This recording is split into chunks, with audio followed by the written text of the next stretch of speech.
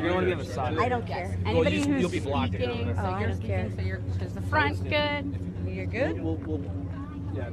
Can you put wait? Can you see over me? Mr. Jordan.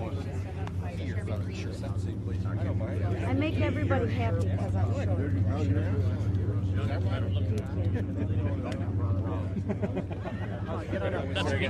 Better get in the back there.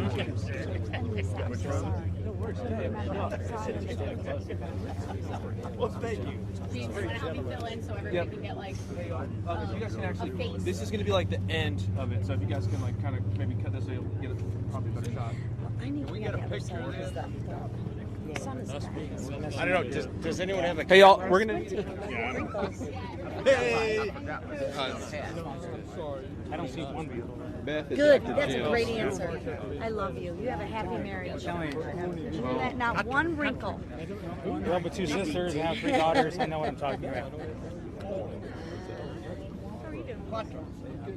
Look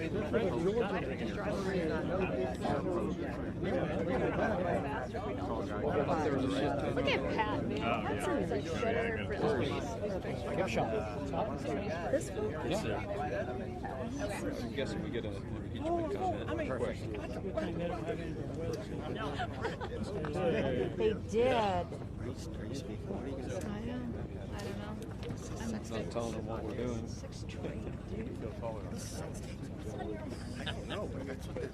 I'm doing good. Granted, I'm not wearing my glasses. I do. Oh. I was thinking good. No guy. Much better. Nothing. It's one, the other one. So I gotta go. Jose and I didn't want to take mine off. I probably should. Unless they moved. Did they move you?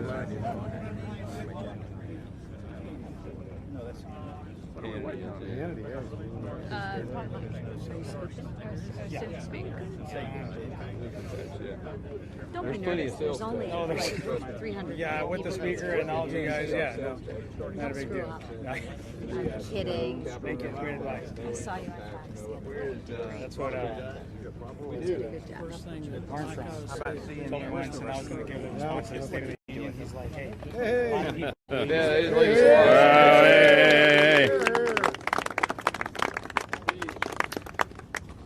Well, we want to thank all of you for being here today. I want to thank all of my colleagues for joining me here in the epicenter of the crisis that we're having on the border here in Eagle Pass, Texas.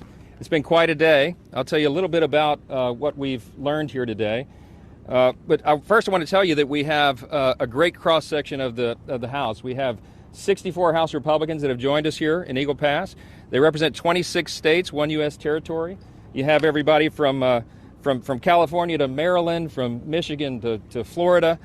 We represent over half the U.S. states because every state in America is now a border state, and we've seen that on vivid display today. Today we were able to meet with local residents, with sheriffs, with the Texas DPS. We also toured the CBP processing facility here in Eagle Pass, and it's been an eye-opener. One thing is absolutely clear. America is at a breaking point with record levels of illegal immigration. And today, we got a firsthand look at the damage and the chaos the border catastrophe is causing in all of our communities. The situation here and across the country is truly unconscionable.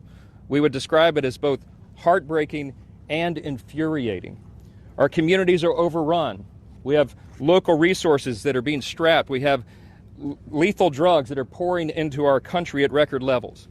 And it's in less than 3 years that President Biden took office that this has happened. That we have over 7 million illegal encounters at the border, nearly 2 million known gotaways, and that doesn't count the many that are undetected. At 312 suspects on the terrorist watch list that have been apprehended. We have no idea how many terrorists have come into the country and set up terrorism cells across the nation. Last month alone, we saw the most illegal crossings in recorded history. It is an unmitigated disaster, a catastrophe. And what's more tragic is that it's a disaster of the president's own design. About an hour ago, we had lunch, and there are a number of sheriffs that work and serve here along the border of Texas. The sheriff of Terrell County was one of them. He was a former Border Patrol agent for 26 years, and he said in his estimation, it took less than 6 months for the Biden administration to dismantle 100 years of progress that the U.S. Border Patrol had achieved.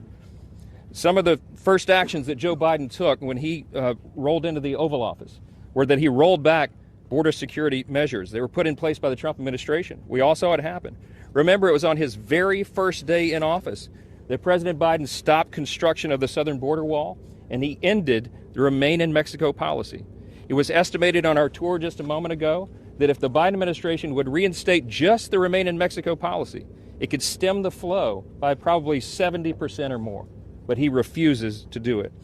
And since the time that President Biden took office, the administration has done next to nothing to protect the border. But we've all seen with our own eyes, they have opened the border wide to the entire world. It's estimated that nearly 170 countries have people coming in and flowing across this border. And some of these are from nations that have high numbers of concentration. And these are not people who are fleeing and looking for asylum, that are in fear for their lives in their home countries. We have hardened criminals coming across that border. They're the ones being released from prisons from some of these countries and sent here to come into the U.S. Rather than incentivizing people to come, the president needs to deter people from entering the country. Rather than discussing amnesty with Mexico, as top Biden administration officials did within the last couple of weeks, this administration should reinstate the Remain in Mexico policy, as was said. Rather than expanding parole authority to an unprecedented scale, the president should obviously end catch and release and stop the abuse of our parole and asylum systems.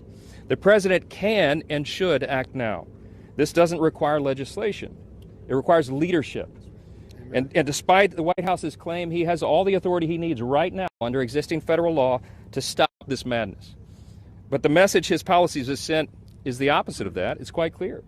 Under President Biden, America has laid out a welcome mat to illegal immigrants, smugglers, and cartels. He is responsible for the grave threat to our national security and our nation's sovereignty that these policies have created. But instead of taking responsibility and providing leadership, this administration has done nothing but attack elected officials who are trying to fix this catastrophe.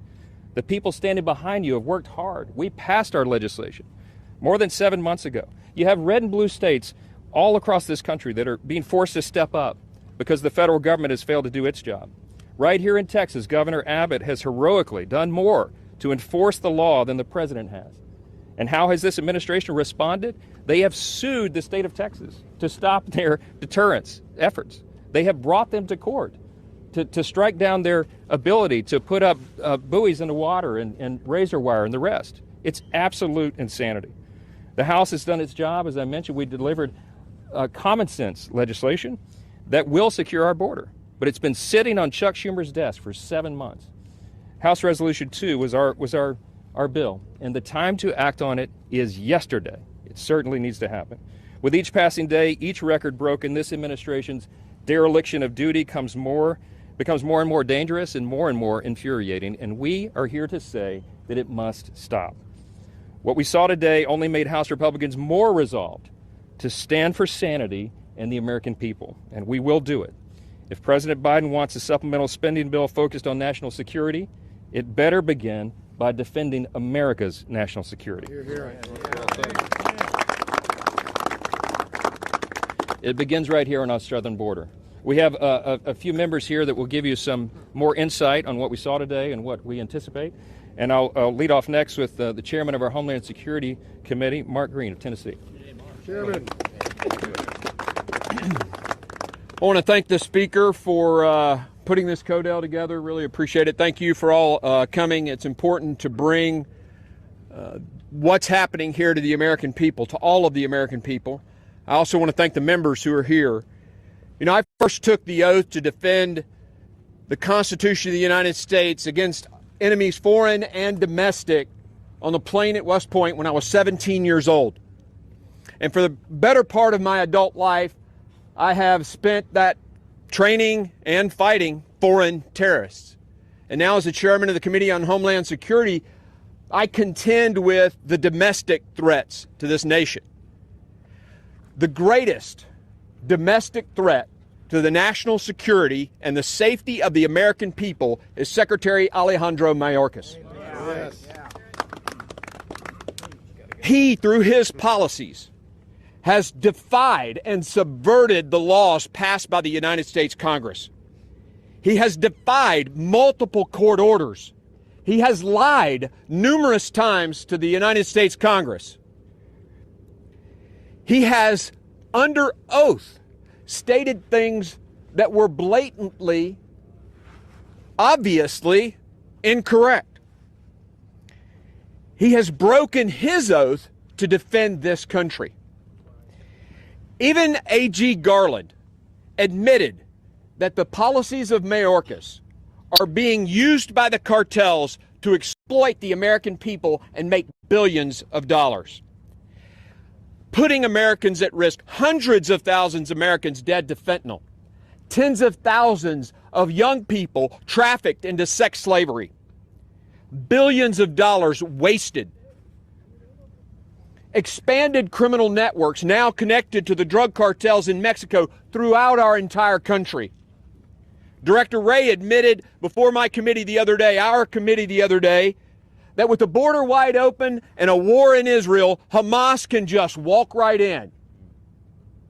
That's the director of the FBI. He fears for his own agents. It's clear this is intentional. Secretary Mayorkas knows the policies. If the AG knows the policies are the cause, Secretary Mayorkas knows the policies are the cause, he's doubling down. He's doing this intentionally. Despite the catastrophic harm to our country. Well, our committee has finished its 5-phase investigation. I want to thank the members of the committee for their hard work and our staff. You're going to see a lot more coming here very soon. I'm going to let my colleagues talk about the numbers because I get to talk about them all the time. I want to spend my 2 minutes this morning telling you that the cause of the problem is Alejandro Mayorkas. Thanks again to the Speaker for putting this together, the members for coming. Every state and city in this country is a border state, but I want to say a special thank you and salute to Texas. You have borne the brunt of this, and we will not let you down. Accountability is coming, I promise. And I will be followed by the amazing chairman of the Judiciary Committee, Jim Jordan. Thanks, Mark. And I too want to thank the Speaker. I want to thank all the people in law enforcement that we got a chance to interact with today. Yeah, that's kind of what we all know how serious this problem is. So I would just say this. I think the country understands the magnitude of the problem, but I think there are 3 fundamental questions we got to ask. What's the cause? What is the true magnitude of this problem? And then what's the solution? We all know the cause. The Speaker said this. The cause is the policies of the Biden administration. And they frankly decided on day one, January 20th, 2021, when he took the oath of office, they decided that day, no more building the wall, no more remain in Mexico, and they were going to release people who came to the country. And that became the incentive for so many millions to come to our great country. The magnitude of the problem, you've all heard the numbers, but I just point to 2. Last month, record month, 300,000 illegal migrants come into the country. The pace of the Biden administration in his term as president will reach 12 million when they're done. And I tell people that's the equivalent, that equals the population of the state I'm from, the great state of Ohio, 7th largest state. That's the pace we're on. That's how big this problem is. And then finally, what's the solution? The solution is to go back to the policies that worked. The solution is our legislation. Or the solution is simply, I think, one sentence. No money can be used to process or release into the country any new migrants. To just say suspend it now, which the president can do. But if he won't do it, we should put that one sentence in must-pass legislation. That to me is how it finally, I would just say this. I think in the end, it boils down to the will of Republicans in the United States Congress. Are we going to force that sentence, that solution, on a piece of legislation to get this done? That should be our charge. If we don't, then we're going to have to wait. Then we're going to have to wait for the presidential election and hope that President Trump is the new president where we can get back to the policies that work. It's that basic in my judgment. With that, I would yield to the gentleman, I think, from the home district here, Mr. Gonzalez. Showing up matters. whether you're a dog, whether you're a cat, whether you're a member of Congress, whether you're the media, showing up matters. And I want to thank the Speaker for making this happen. I want to thank the Speaker's team for being seasoned veterans and putting this all together. I want to thank my own team. This is our 21st border CODEL. And I want to thank our team for working together with the Speaker's office to put this together. I want to thank the members that have all, traveled to get here 2 days after the holidays. We could all be doing different things, but we are united in making sure House Republicans' top priority is securing this border. And that shows by us being here. And oh, by the way, 2 weeks ago, there were 12,000 people coming over illegally. Under that bridge, right down the street, there was thousands of people. In the Firefly facility that we visited earlier today, that has a max capacity of 1,000 people, there were 6,000 people. There were 4,000 people that were getting released. We were at the brink of massive catch and release. And when that happens, our communities get turned upside down. And it may start here in Eagle Pass, but then it quickly reaches San Antonio, and then it quickly reaches all over the country. Well, guess what? Today, that stopped. Now, it may have to do with the fact that the Speaker and 60-plus members showed up, but it stopped. And the biggest part is 1,400 Border Patrol agents today are not processing migrants that have come into our country illegally. They are out into the field doing their damn job. And that's what I'd argue we are fighting for the hardest. We want Border Patrol agents to get back to doing their job. How do we fix this? We end catch and release. How do we fix this? We deport people that are here illegally by the thousands, not by the dozens. And then if you stop talking for 1 second and you just listen like we did today, if you hear from the ranchers, if you hear from the sheriffs, if you hear from the judges, the mayors, the people that live here every day, they will tell you the same thing. And the nexus is this. You want to get the root of the issue? The root of the issue is the cartels. The cartels turn it on and they turn it off. And today is a prime example of that. So I have pushed. It is long time for us to label cartels as terrorist organizations. I will end with this. Once again, showing up matters. I'm grateful for the people that have shown up. I believe now is the time to make sure America is safe. And we do that by taking a down payment on border security in 24 with this team. And we come back for the rest when we win back the White House in 25. With that, I'll turn it over to my good friend and colleague from Texas, Beth Van Dyne. Thank you, Tony. I appreciate all the work that you have done over the last 2-3 years that you have been in Congress. You have really taken this issue. You have shown that you care. You've come down here with solutions. I want to thank the Speaker and his team for recognizing this is a priority. This is a priority in our country. This is a priority for cities and states all across our country. And I come here not only as a Texas representative, but also as a former Texas mayor that took on this issue head on. We worked and we partnered with Immigrations and Customs Enforcement. We had more criminal illegal aliens deported from my city during the time that I was mayor than any other city in the country per capita. And what we found was we had decreased crime almost overnight. We became the 5th safest city in the country because we actually followed and enforced our laws. We were criticized by sanctuary cities across the country who are now starting to feel what happens when you have illegal immigrants come into your city. You can't handle the resources. You don't have it, whether or not it's housing, school, infrastructure, healthcare. They're finally hearing it, they're finally seeing it, and they're finally speaking out about it. We had an opportunity today to talk to several local elected officials, to several sheriffs. What they told us is we're not dealing with an immigration problem. We are dealing with a sex trade problem. We are dealing with a cartel issue. This is where your focus needs to be. When you have women who are brought into this country, who are being treated as slaves, who are still emboldened by cartel members that takes 13 to 18 years potentially to be able to work off their debt. That is what we are seeing under a Biden administration. You have had 100,000 children come into this country, and they've lost. We have absolutely no idea where they are. How is this possible, and how, under our governance, is this happening? I will tell you, another thing that they were very clear about was, we implore you, and this is a quote, hold the line. You have the ability through your power of the purse to force this administration to do its job. It's sad that you have to do that, but that is exactly the position that we find ourselves in. Hold the line. None of us want to shut down the government, but we all recognize the fact that every single penny that we are giving to Homeland Security at this point, that is not being used to secure our border, that is not being used to increase our national security, but is doing the exact opposite. It is weakening it.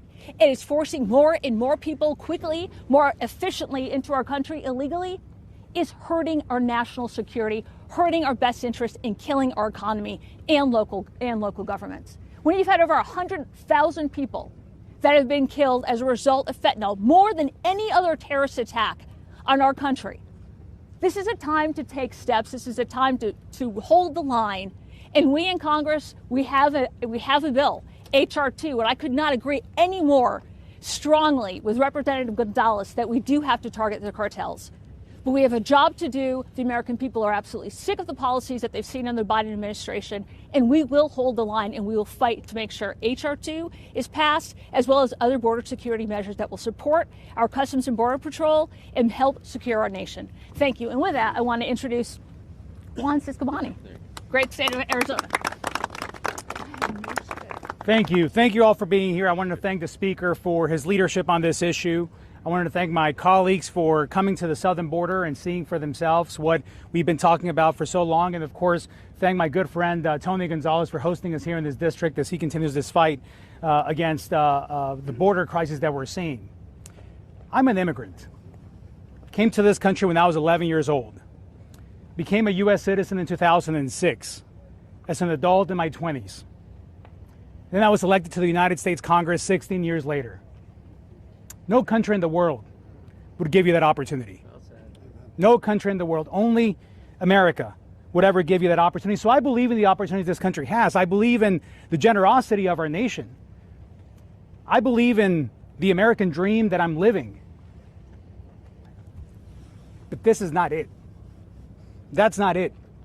With this crisis that Joe Biden and Alejandro Mayorkas have created, nobody wins. Nobody wins except the cartels.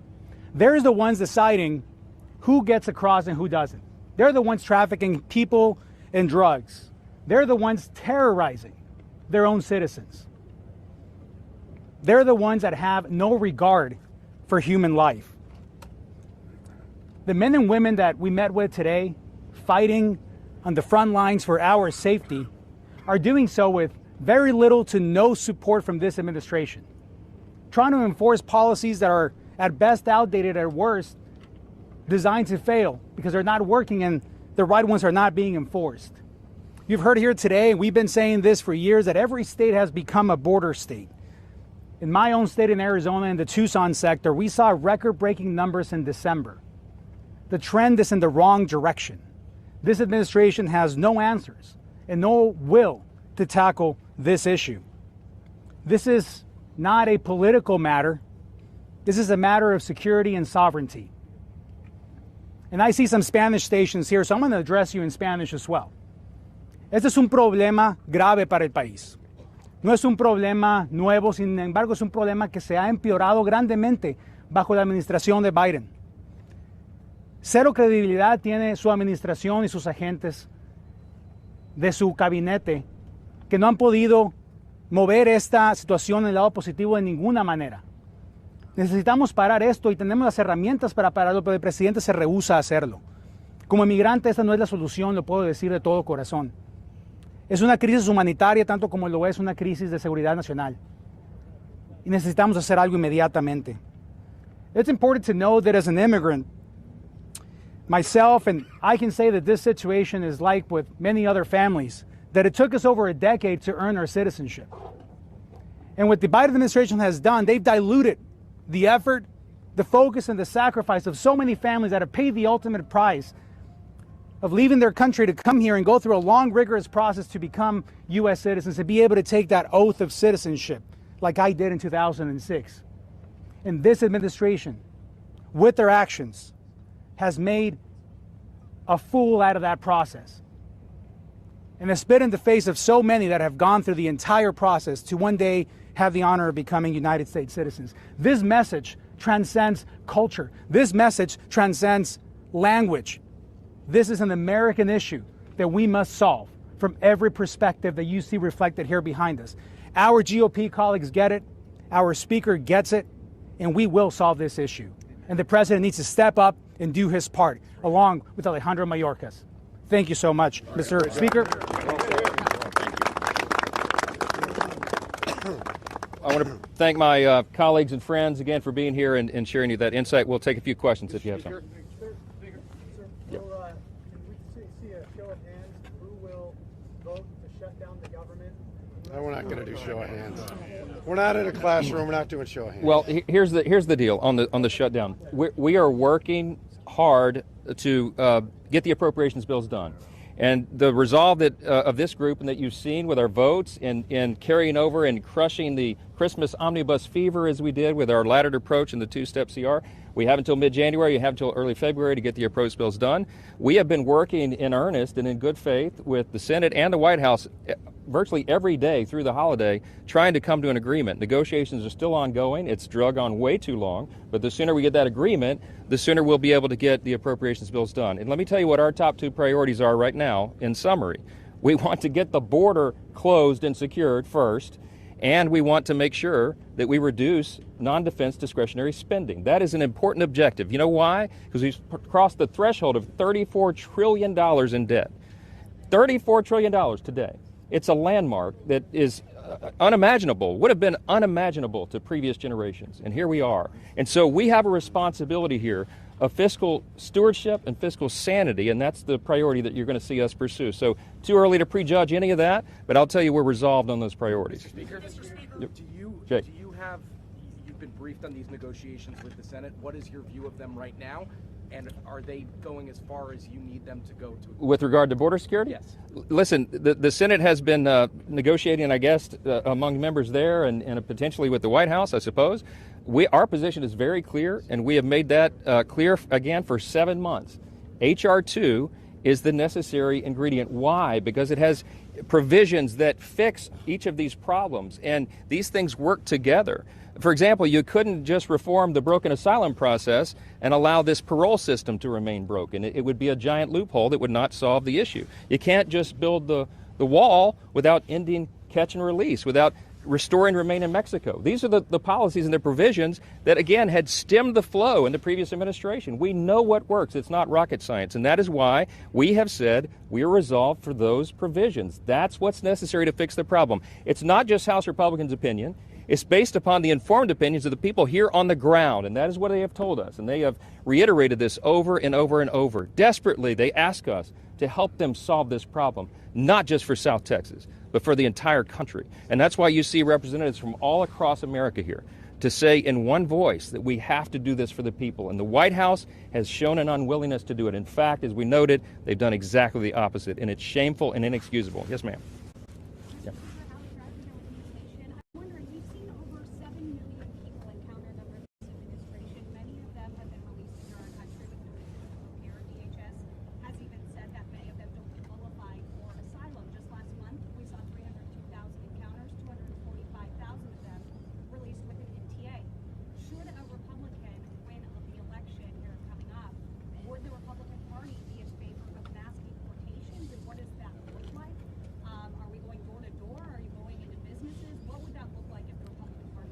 I can tell you it's a very complicated, complex issue just finding those people. You heard Representative Van Dyne say earlier, tragically, nearly 100,000 undocumented children who were unaccompanied, who came across the border, unaccompanied minors, have been lost into the system.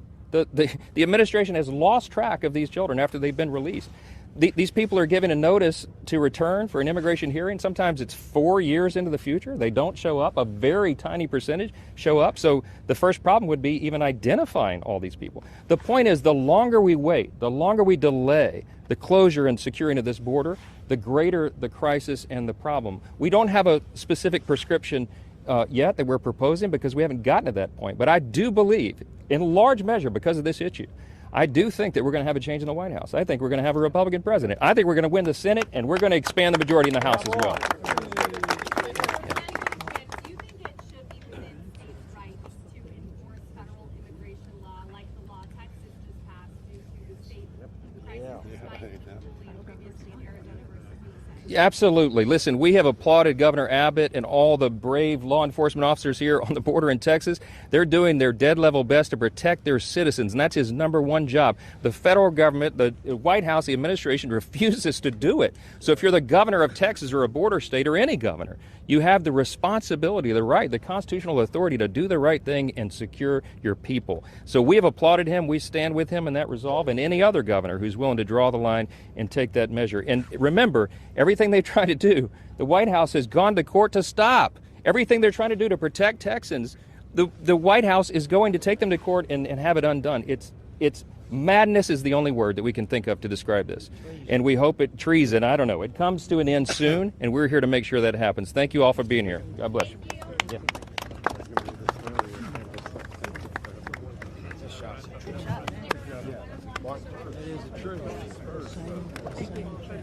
Hey, good job. One.